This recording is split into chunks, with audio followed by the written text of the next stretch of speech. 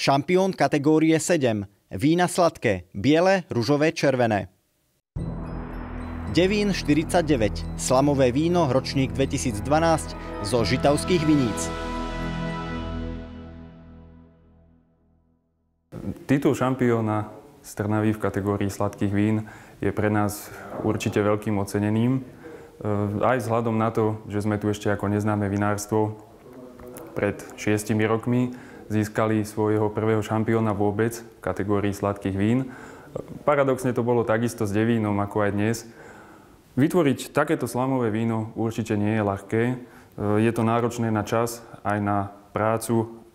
Ako už samotné číslo na etikete hovorí, číslo 49, je to taký extrém z odrody Devín, ktorý sa dá dosiahnuť.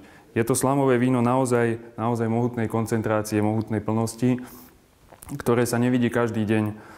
Sme radi, že sa nám takéto víno z tejto odrody podarilo urobiť a pevne verím, že všetci, ktorí sa s ním stretnú v budúcnosti, budú naň hovoriť len samé chvály.